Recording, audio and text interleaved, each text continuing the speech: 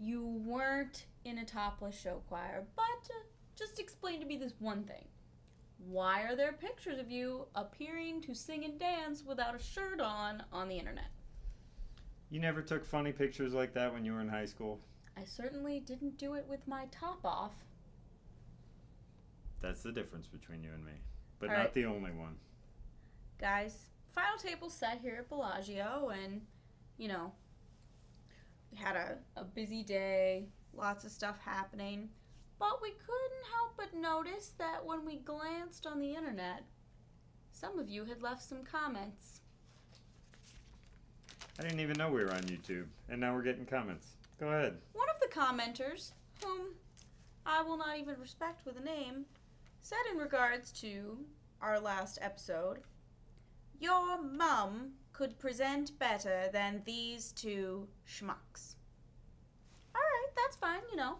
We like a little constructive criticism, so we've taken that in mind, and we have now decided to present to you the BJ Show with your mom and Jess. His mom couldn't make it, apparently. Yeah, maybe she's not so good at the job after all. She's fired. All right. We had a busy day here, but before we could talk about that in too much detail, we have Settle some up. business to take care of ourselves, settling up. We both won the bookie having an off tournament, I have to say. The line for yesterday's bet was how many previous WPT bubblers would break on through. Yeah. We had 4 potential candidates with 15 players remaining. 3 of them made the final table. See, the bookie was thinking, like, a lot of times final table kind of, you get these big names deep and then they kind of fall apart. Bookie was going that way, Yeah. but we totally crushed that. Yeah. We got a strong final table. Vanessa Russo is our chip leader. She was a former bubbler. She was one of the 3. Racner, former bubbler. Ted Lawson, former bubbler. The one we did lose was Sorrel Mitzi. Who we also lost at the last tournament. Yeah, this on guy the bubble. double bubbled. Almost. 7th at Foxwoods, 9th here. 2 very impressive showings, but that's gotta hurt. Yeah, it's like getting 5 out of 6 lottery numbers and getting nothing. And we don't want to go that pessimistic route again, but for tomorrow's over-under, Ted Lawson did make the final table. It's his first WPT final table, which is great for Ted, but Short and chips. a little short on chips. We've got 12 minutes left in the level, and then we're moving up, and when we move up, he will have little less than 11 big blinds. So, with that in mind, we know he has to double up at least a couple of times. So we set the line, how many double ups is Ted Lawson going to have at this final table, BJ? The bookie set the line at 1.5. He gets 1 successful double up. If he gets 2, we got to take the over. You know what? I am going to take the over on this one because I feel like Ted has been waiting to pick spots with premium stuff, that if he can pick up something, I think that, when he wins one race and so. He's not overly aggro. I'm right with you. He's going to pick a good hand. Somebody's going to look at pot odds or something and try to call him, and Ted's going to, if he wins the 1, then he's got more chips, can pick a better spot. I think he's got a better than even chance of winning 2 double ups. And who knows? Could double up several times, go on to win the tournament. But we'll draft people later. This is kind of an irrelevant bet, too, because I've already claimed the over-under victory. It's only irrelevant because I sided with you, but I'm not going to try even if you had taken the other side and lost, I'm ahead by 2. But that was 1-0. No, 2-0. I went up right away. Anyways, speaking of people going up, Antonio had been going up this entire tournament. Till today. Like, early in the day, we'd all kind of been waiting for him to have that Antonio moment, basically, where the chips get in, craziness happens, and he hits the rail. Did it happen day 2, 3, or 4? We're thinking maybe this is the time it doesn't happen. Huge pot with Vanessa Russo very early on, and it certainly wasn't a blow-up. I think both Antonio and Vanessa will attest. He made a strong play, valid play. She just made a damn good call. On a board with 3/8 showing, Antonio bet every street, moving all in on the river, and Vanessa tanked for several minutes, really stressing out, and eventually called in what she said was the best hand she's ever played in her life. May very well be the most important hand as it pushed her to a final table. Yeah. So Antonio drops that pot, then he doubles up Amit Makija, and everybody's thinking, oh my gosh. Everybody's getting a piece of Antonio for a little while. It's going to be like Festa, where Annette comes in as the chip leader and then ends up out blowing up before the final 10 even. But Antonio recovered nicely, and he is one of the people we're going to be seeing at the final table tomorrow. He's not chip leader, though. The chip leader is Vanessa Russo, who had an amazing day. Basically, that pot with Antonio just sent her right on a tear. Totally lifted her spirits. Not that she was down before, but kind of saw a change in her. Like she may have said at one point, at that point she could feel it. She could see it. She was playing great. She was running very well, too, but had a lot of good hands, a lot of good pots, and that is why she is the Rise Clothing Player of the Day. Vanessa was, needless to say, very excited, ready to get going, so we're going to have to give her her hat, shirt, and hoodie tomorrow at the final table. But congratulations, Vanessa. Good job, Vanessa. Maybe if I flub your name more often, it will motivate you to do well. Apologies again for screwing up and calling Vanessa Selbst Vanessa Russo. Hey, when you're talking poker, being confused with Vanessa Selbst, not a bad thing. Being confused with Vanessa Russo, not a bad thing. Nope. By the way, if you want to get your own Rise clothing, you can go to riseclothing.com, or you can follow them on Twitter at ShopRise. ShopRise. All right. So, Vanessa, we got some goodies for you. We've hit that point in every Final Table preview show that I do enjoy because I love crushing you at bets.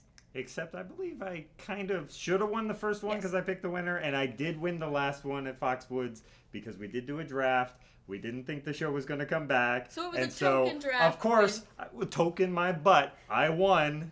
I think I won once it was set up. Doesn't matter, but you did win based on the draft with Bernard Lee, and yes, we did the draft, and you did win. So we're gonna let you go first, Friday. but we are putting something on this. Yeah, because Pride just ain't doing it for me. So our next stop's the Beau Rivage in January. We are down in my part of the country in the south. It's down south. We're both Southern people. Yeah, and Georgia, Kentucky is pretty far. Yeah, it is not quite the same south.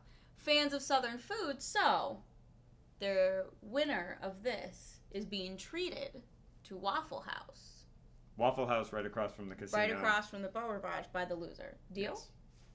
Shake. All right. Since you are the Foxwoods winner, reigning champion in the most important bet that we do in these shows. In the one that didn't count. You can pick first. I'm taking Vanessa. Figure. Chip leader. She's playing strong. She's feeling great. Everything seems to be going her way. I think this is going to be the tournament where we see the first female champion at an open WPT event. We are Vanessa Russo. Calling it right now. She's not just chip leader. She's chip leader by a chunk. She's got 5.8 million. Lead. And then the next closest, there's some people with 3. Yeah. Like just barely. One short stack and Ted Lawson. Vanessa Russo. Substantial chip lead. The other 4 kind of right in the middle. Pretty clumped in the middle. Yeah.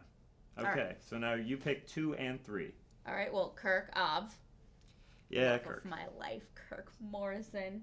Still rooting for Kirk. Not on my team, though. Now, Kirk was up there with Vanessa for a while. Side by side, all the chips on that side of the table. Yeah. Doubled up Andrew Roble. Think it was a situation of Queens versus Jacks, but Kirk didn't show his hand, so we're not quite sure who had what in that situation. But we know Roble had Queens. Same thing. Yeah, we know Roble had Queens. We don't know what Kirk had. Thank you.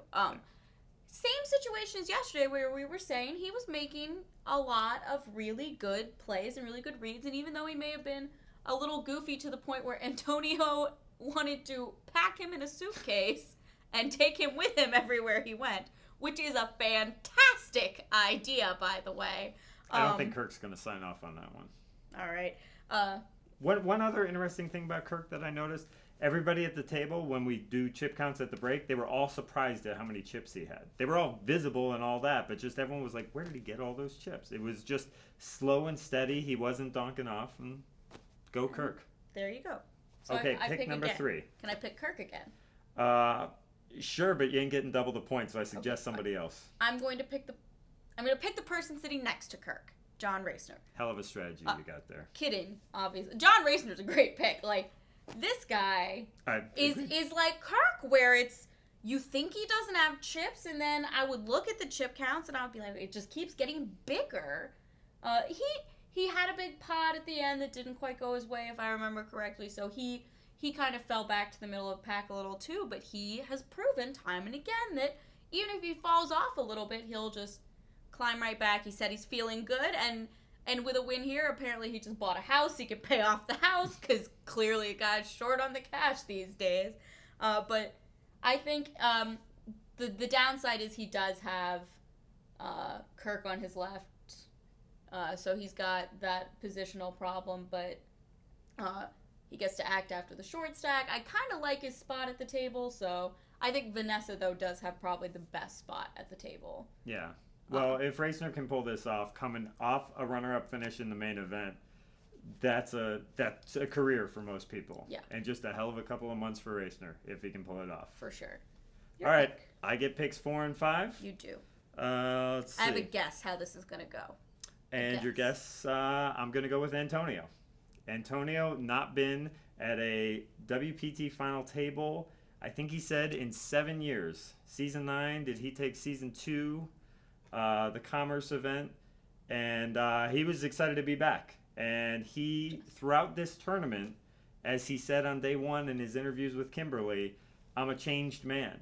The guy who got all the chips early and lost them, not the same. And even today, when he ran into adversity, it didn't seem to affect him much. He was steaming a little bit to have that bluff go awry. I think we all saw he was a little bit agitated, but he recovered. And yeah. I mean, sure. Obviously, it not only was wiser, painful. Older. It is Antonio's birthday. Do we know which one?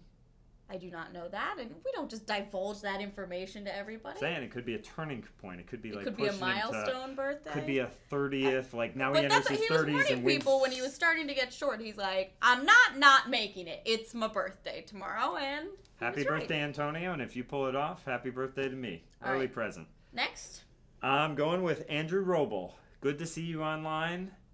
Strong player.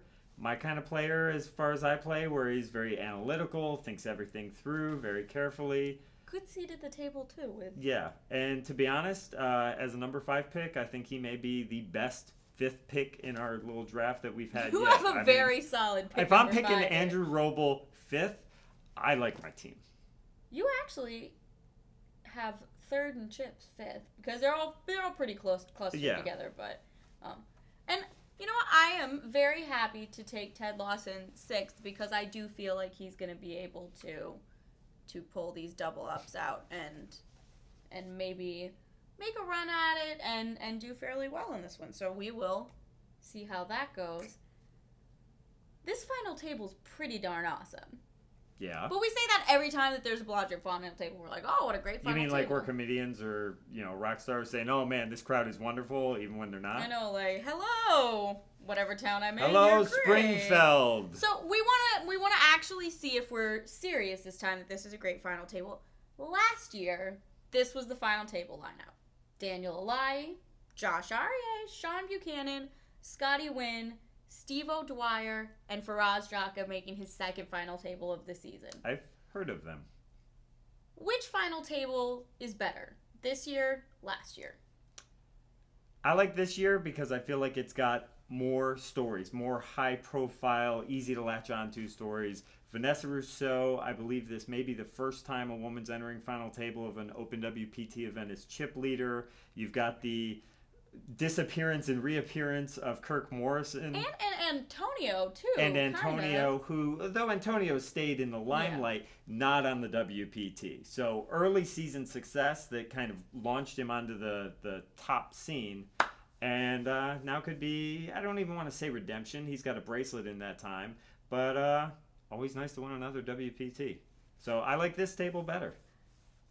I hate to agree with you, but as fantastic as last year's was, being the old soul, this final table to me feels a little bit retro, because these people all kind of came on the scene like 3 years ago, 4 years ago. That as great as it's been to see all these fresh new faces on the tour, it's nice to have a lot of people who've not made that WPT breakthrough but been a presence on the tour for a long time really make that step. I will reserve judgments till we see how everything plays out, because we had some great poker last year. So. Yes, Daniel Alai went on to win it last year. All right. So now that we've made our picks, assess the final table. We decided to forego question of the day because since we've been battling over-unders, battling this, we got to end with a battle. A Yo Mama battle. Ah, okay. Sticking it to our YouTube commenter. That's right, buddy. Think your mom can outperform us. So are we battling him? We battling each other? Each other, obviously. It's the Jess and BJ Show. That's what we do. Not this episode. It's the Yo Mom. That's true. And Jess on the Don't BJ think Show. We aren't watching, Mom. All right. I will go first on this one. You probably have more experience with this than me. All right. Your mama is so broke, she's backed by Eskimo Clark.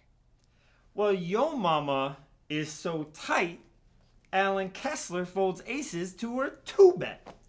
Your mom is so dumb, you told her you ran up your roll and she went to go get some butter. Yo Mama's so dumb, she needs a ruler for a straight draw. Your mama is so old, she played Frontier No Limit Hold'em because they hadn't even discovered Texas yet.